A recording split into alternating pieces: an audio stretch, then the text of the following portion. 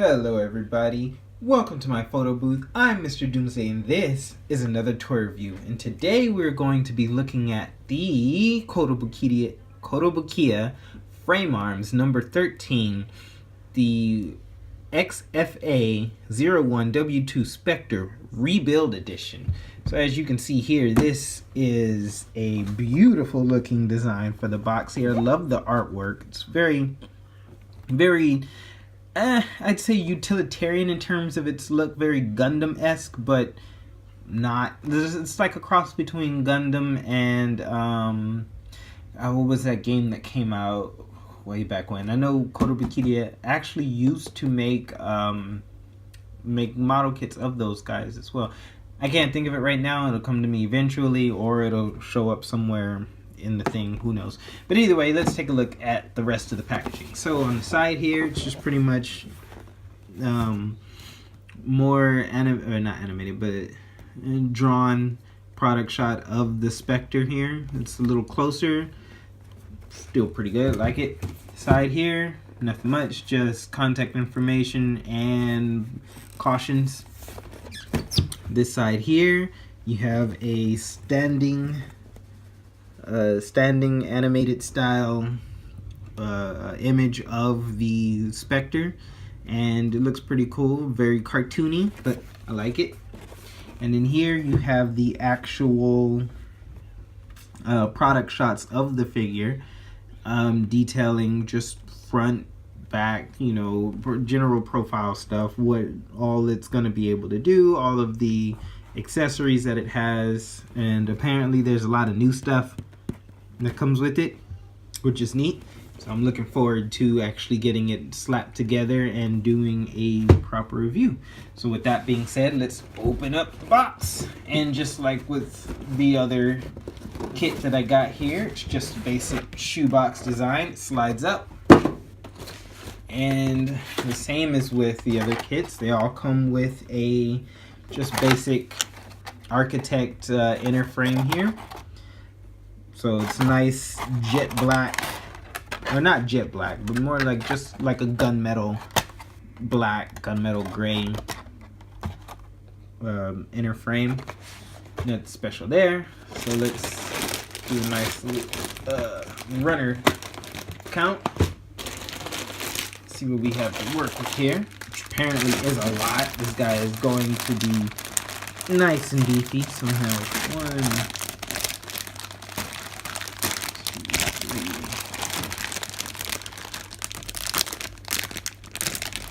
4, 5, 6 bags so far. Each one has two runners inside of it. So far we're looking at 12 runners, which is not bad. Plus, there is, let's get these guys out of the way for a second. There is a secondary box here with more runners. I'm going to be busy for the remainder of the day, which is great. So we have 2 more, so we're at 12, 14, 16, 18. So we're looking at 20 runners total. I haven't assembled a lot of these, and I haven't really been following the line very closely, so I do not know which ones are reused or which ones are new or anything to that. So as far as that level of detail, sorry, I'm still new to the line. I just got into it. But as we go through this little journey together, we will learn some stuff. So here is our instruction manual. Let's back ourselves up a little bit here. So you have our instruction manual with the nice little product shot of the Specter here. And on the inside, we have some more just for use in Japan only stuff. And we have a product list, or not product list, but our runner list. And then we have our assemblage guide, and I guess the different modes that it can be in, which is pretty neat. And as you can see, this is just the detail on how to assemble the inner frame. and then start slapping the rest of the pieces together. Which is pretty neat. So this one, I don't know, it's a little weird. Like, it doesn't seem like it's as thick as the Wilburn was, but I don't know, it could be me. It may just be the same. Oh, so we have Battle Graffiti and a bunch of stuff that I unfortunately cannot read, which is a shame. Let's see, and then just product details, I guess descriptions of the weapons themselves and all the extra peripherals, which is neat. And then we have more instructions on how to finish putting this guy together, because apparently he is involved, which is going to be fun. I look forward to that. And then how to finally fully assemble him.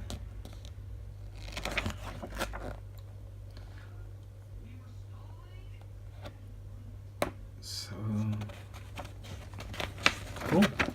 Alright, so that is a look at the instructions. And here he is out of the box and slapped together. And some of the more keen-eyed of us will probably be real quick to notice that this is not the same suit that is featured on the box. Actually, what it turns out is those sneaky, wonderful engineers over at Kotobukiya decided that with their rebuild editions, some of the figures or some of the kits would come with extra parts included to make older suits. Case in point, this little ensemble here.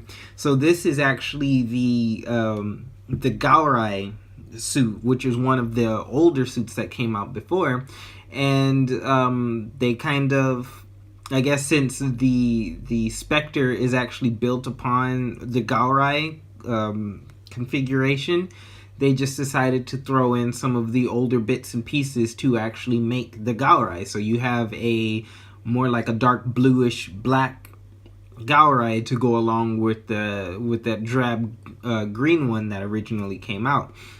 But I think it's pretty cool because, well, in my case, you know, I don't have to go out and buy an extra frame kit now because I have one. So if I want to do the Gaorai one, I have the Gaorai. If I want to display it as the Specter, I have the Specter, and so on and so on. So that's really neat. Unfortunately, now this has convinced me to go out and try to get a hold of the Gaorai, because I actually like how it looks and it's really neat, and I actually like the drab green look, so I think I'm gonna go do that. Not to mention, because I want to display him in the Specter setup, so if I want to have a Gaorai, I'm gonna have to go out and get one. But with that being said, let's get into some of the articulation here. So what are we looking at in terms of what this thing can do? So starting up top, you have this cannon here, and all it can pretty much do is slide back and forward like so. Nothing really special about that, but moves back. Doesn't really do too much else. I guess if you want to have it pointed down, you can put it on the other peg here. Everything's falling apart. No, this whole review is off the rails. It's on shambles. There we go. As you can see here, it's real simple. Just this peg here pegs into a little hole right there. But I guess if you want the gun pointed down, just peg it on the other side, because this does not swivel or turn or anything like that. So yeah, there's that. The head is on a ball joint and it's able to wiggle around. Not too much side to side movement, very little. He can do full 360 around. Look up about that much, look down a good bit. He can like stare into his chest, so that's really good. Shoulders are on, there's a ball joint here on the inner part of the shoulder, and then there's a swivel here where the shoulder, I guess, where the arm actually connects. So you get some good up and down movement, some in and out movement, like so.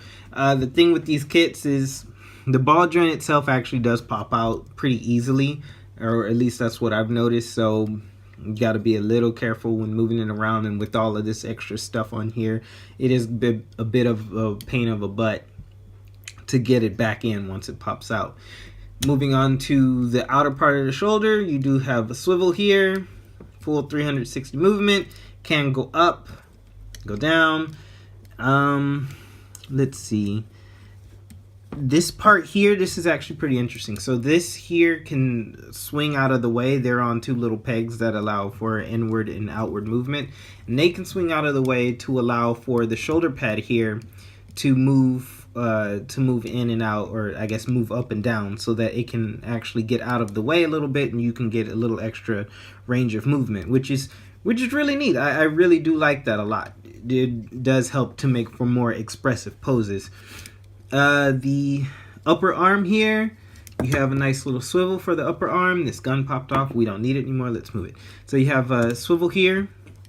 Then for the elbow, you have a double jointed elbow. So you get this top bend here, and then you can actually increase that about this far. I do stress, however, to be very, very careful.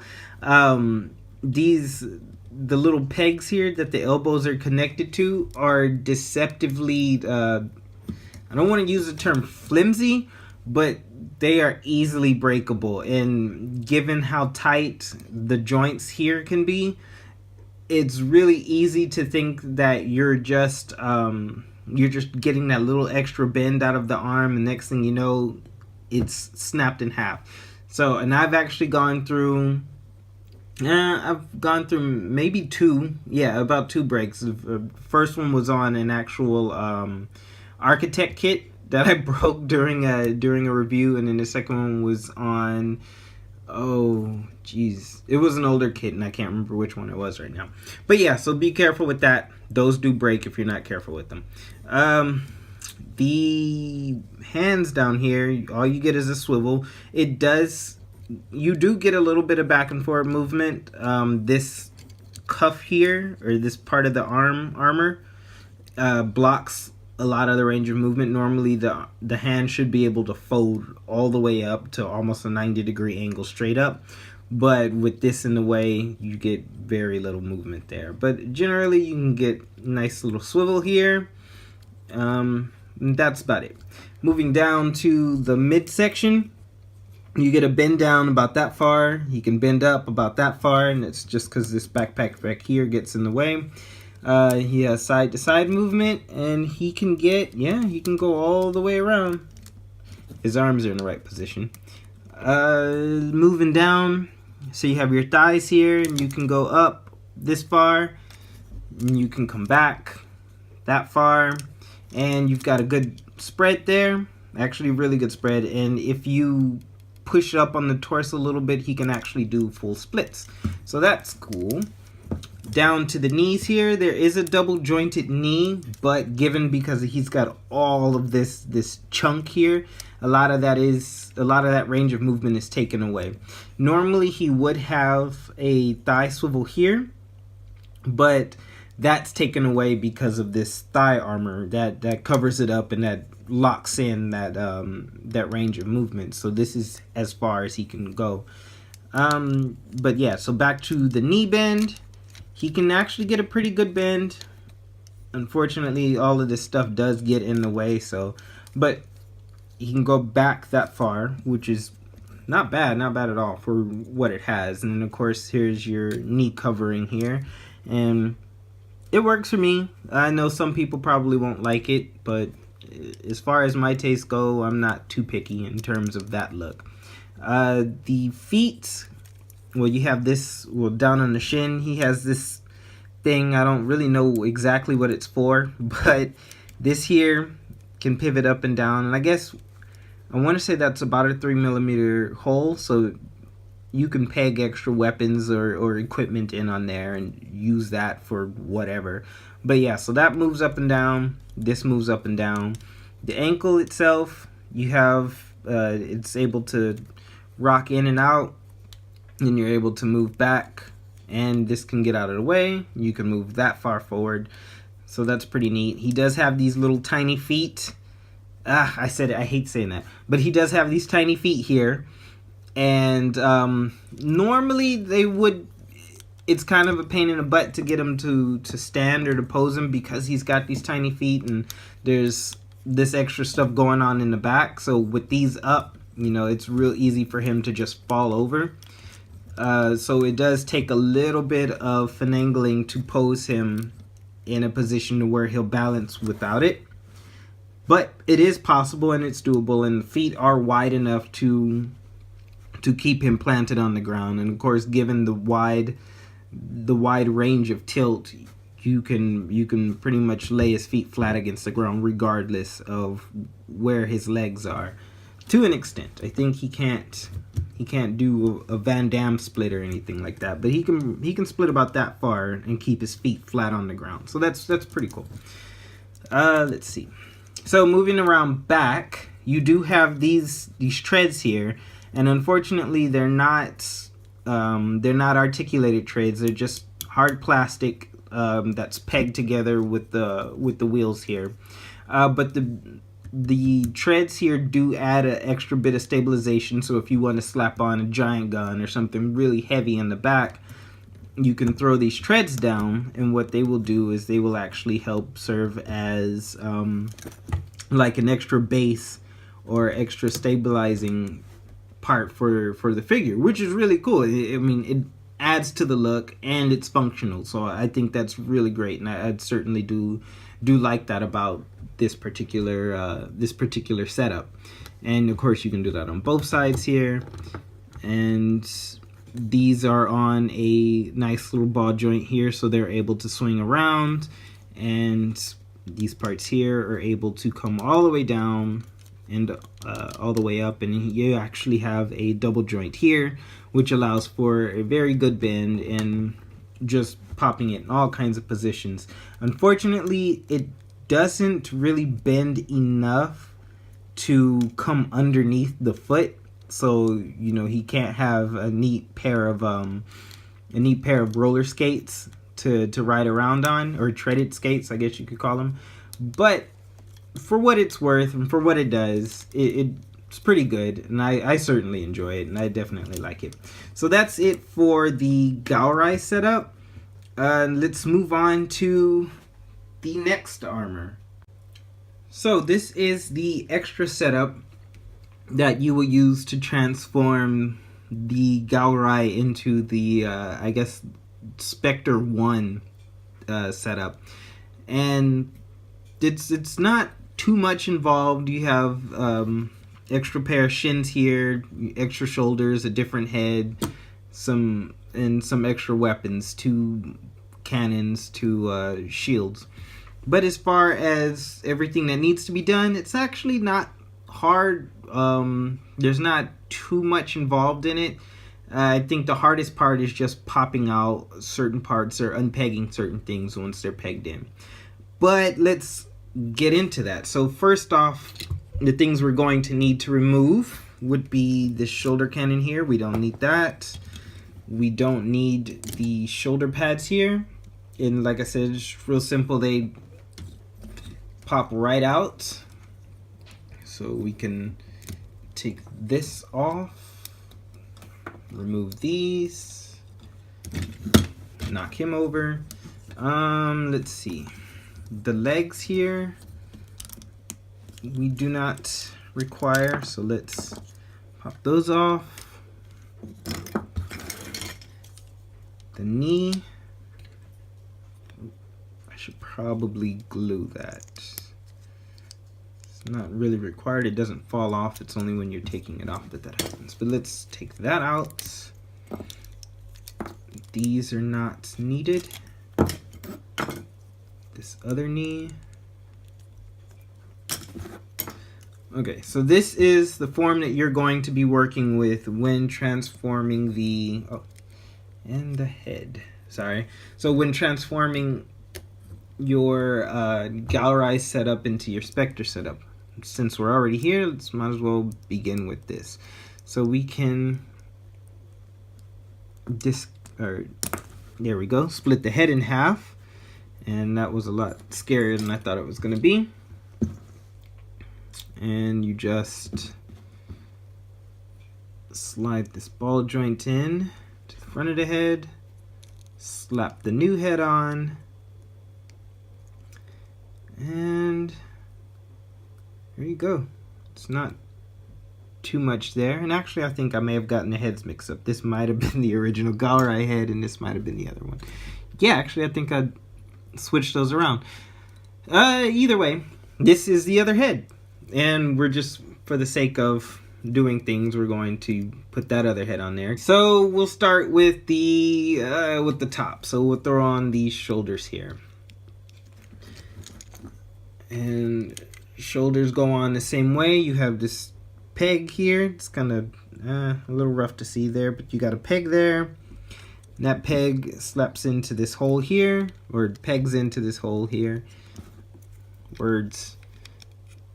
And then they go together, and that's pretty neat how this design here kind of fills in that fills in the seam lines, so it makes it work out pretty well. And let's fix that. There we go. Focus. That looks a lot better. Sorry, I'm not used to looking through the viewfinder when doing this, so I don't necessarily see what you guys see, which is probably not good for you guys. So there, those are the shoulders, and already it looks pretty, I like it. I think it looks pretty cool. It does beef them up a lot more, especially when compared to the Galrai version, but we're not done there. So let's pop in these legs, and you can take a break. So first we'll slap the inner part of the leg on. It should make things a little easier for us, maybe. Actually, it would be easier to do, no, the inner part of the leg first. Alright, so there we go. Pop that on. Then we're going to need to do the knee. And the knee has these two rectangular pegs here, and they are actually going to peg into these rectangular holes here. So when slapping it together, you kind of want to halfway put on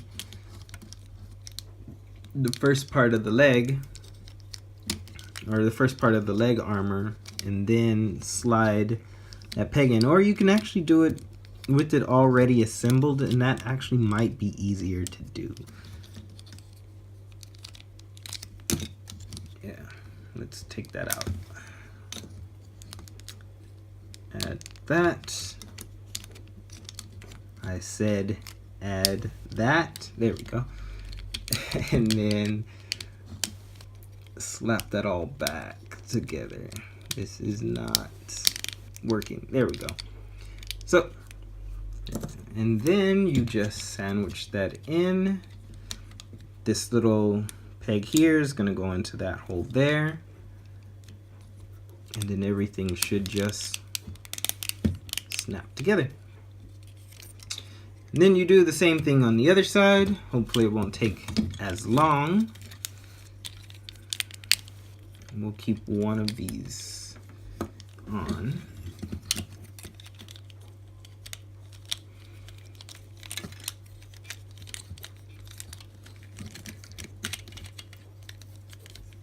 This is not easy when looking through the camera trying to do this. There, and done. Okay, let's get this part, and voila. That's that, that's that. And now you have this chunky robot who decided that he wanted to have his little leg piece pop out. Okay, there we go. So that's done, and let's slap on these cannons here. So the neat thing about these cannons is they actually have, as you can see here, just like a little lip here, and that part is actually going to sit like right up there on the straight piece. So it'll go in like that. Oh, I'm sorry, it won't sit on the top part, but it kind of stops here so that it doesn't, you know, continuously turn around. Like, it only turns so far and then it kind of locks itself into place. And then you do the same on the other side, like so. This knife, that can come out and go away. And you throw on his shield here. I'm not exactly sure which way it's supposed to go. I'll put it this way for now.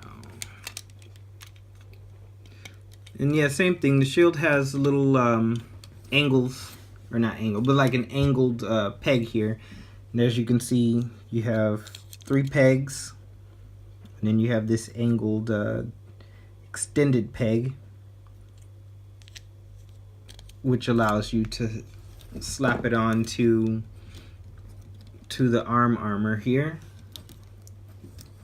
And the arm actually has 2 ports. It has this one here, and then it has this one here, and this peg will go into either side,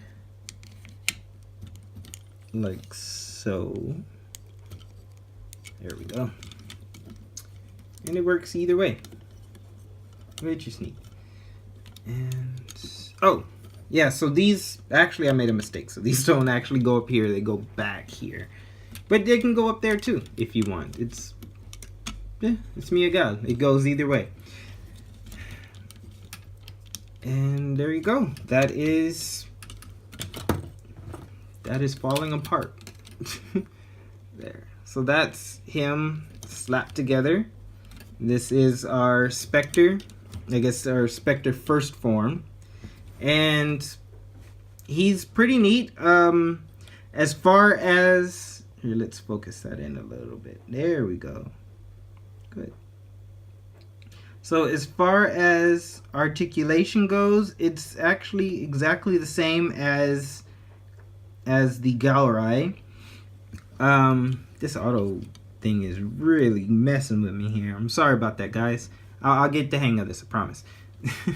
So yeah, as far as articulation goes, it's pretty much the same. These cannons do get in the way of some of the movement that he would normally have, but they don't hinder it by too much. The shields, same thing, because of how they're angled, don't hinder too much of the movement either. The hand movement is a little blocked, and if you're using weapon holding hands and you're using the shield in such a way, the weapon does kind of sit funny, or it gets pushed the wrong way, or the hand has to turn in this some weird angle in order to be able to be held. But other than that, it's pretty cool. One of the things I do like though is how, with it being angled in such a way, if you have it sitting low enough, then it sits really close to the hand, and it actually looks like, you know, like a pair of gloves, or like a pair of gauntlets to go over the hands, which he can use for some nice punching action. So that's pretty neat. I'm a big fan of that. Moving on to the rest of the articulation. So as I say, with shoulders, legs, and whatnot, not too much else has changed. Thighs can still go, well, thigh can't go back at all. Well, I don't think it could in the beginning. It can still go forward the same amount. These cannons, they do get to swing. They swing around, and they'll sit. Actually, I put these on backwards. They're supposed to go this way. It's funny, one side always pops out and the other side doesn't want to let go. So these cannons are actually supposed to sit like this. There we go. And then what you have is these little things here. I don't know what to call them exactly, but when they're sitting up on, or when they're in their firing action, they'll actually sit just like that. Let's back up a little bit so you can actually see what I'm talking about. So they'll actually sit just like that over the shoulders. And it goes the same on both sides. So that's pretty neat. It's got some nice firing action there, some double-barreled justice. But they're in the way, so let's move these down. But yeah, so the cannons are supposed to actually sit like that, so they look like giant smokestacks. So moving on to the next part. So moving on to the lower part of the body. As far as the legs are concerned, the that knee bend that you have is still there, as you can see here. Actually, a lot of that has been cleared out, so he can get a little further of a bend with his knee, but that butt pack still blocks a lot of it. So he's able to get about that far, which is not bad. If you're bending forward though, you can bend back a little further and get a nice, I guess, deep bend. So it's some good stomping action there to go with, which is cool. In the back of the leg, which I think is pretty cool. So instead of having treads, you have these like weird, like elephant feet things that are here, which is pretty neat. So they work the same way as the treads do. If you have a lot going on or a lot of back heavy stuff, you can angle him to where these will sit down and they brace his feet, so that they provide some extra stability. And given that they're on a ball joint, they can swing this way, that way, and whatnot, and they can turn pretty much anywhere you want them to turn. These parts here are also angled, so you can put him on all kinds of weird and unstable terrain, and he'll hold himself up. So that's, I love that. That is amazing to me. And then also in the front of the foot, he has the same thing. So there's this little sled here, and it slides up and down, and it's on a ball joint itself, so that's able to wiggle and waggle and go in all kinds of directions that you want.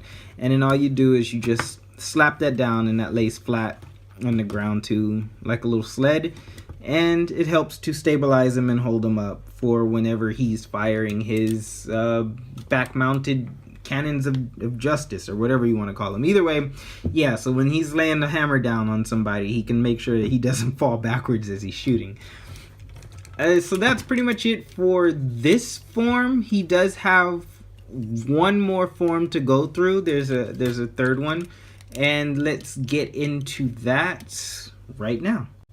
And moving on to his last and final form, actually doesn't require nearly as much work as transforming him from the Galrai to the Specter. But all in all you're gonna need are these cannons here, this faceplate, this shoulder thing, and that stuff. Doesn't take much, but let's get into it. So first we're going to remove these shields here. Actually, we can pop these off. We don't need them anymore. You stand here. Let's put these there. Maybe it'll hold you up a little better. There, so we'll pop these off. These can come out because we don't need them. These guns will come off. Back here. I swear this thing never wants to pop off here. And on one of the guns, you'll actually take off this this little part here. That'll get removed. So take that off. Have one of the guns. Set these aside, and you're going to remove this piece. This piece right up here on the shoulder, you're going to also take that off as well.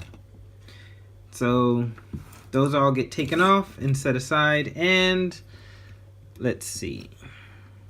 Yeah, so actually I had it wrong the first time. This is actually the Galrai head. This is what happens when you don't own a figure. You get them confused, but this is actually the Galrai head. You need the other face. So we'll switch that, and this is the Specter face, and that's the face that you actually are going to need for the Specter. So technically this is the Specter, and what I reviewed earlier was some weird Specter mashup. Alright, so let's start with top to bottom. So we'll slap on this faceplate here, and as you can see there are these, well actually you can't see because it's really hard to see. Let's focus that. There we go. And so what you'll do now is you have these little plastic, or not plastic, but you have these little nubs there. Or not nubs, but the little holes here. And these are just going to plug into those little holes like so. And you end up with this neat shark fin face, which I actually like. I think that's a cool look. So you'll throw those on there. Then you're going to add this shoulder piece here.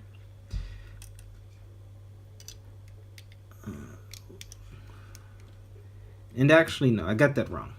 The shoulder, this is going to go here on this shoulder. So it's this like weird arm piece thing. Either way, it's just going to plug in just like that. And hopefully it's not backwards. I may have put it together backwards. We will see. We will see. But yeah, so that's going to go on there like so. This one is also going to pop off, so you're actually going to remove both of them. Then you're going to slap the thing I tried to get you to put on the other side on this side. Then we will add... Am I missing a piece? I don't think I am. Okay, then we'll start with the guns. So what you're going to do now is... They're supposed to peg together in some weird way here. Let's see if I can figure it out.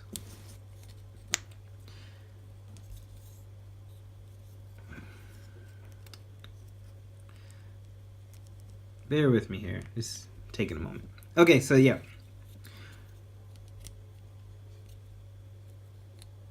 So no, that didn't work the way I wanted it to. Maybe it was the other side.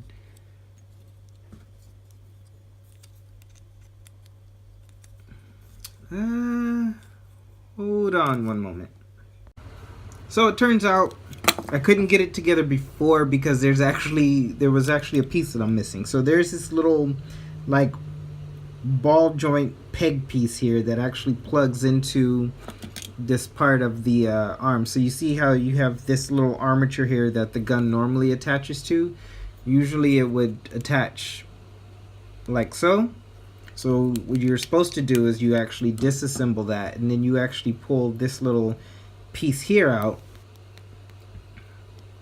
If I can do that, yeah. So that would pop out, and then there's this little ball joint peg here, and that actually gets attached into there, and then that's supposed to sit like that. And then what is supposed to happen afterwards is that ball joint part will plug right into the gun like so, and then there you go. It's all held in.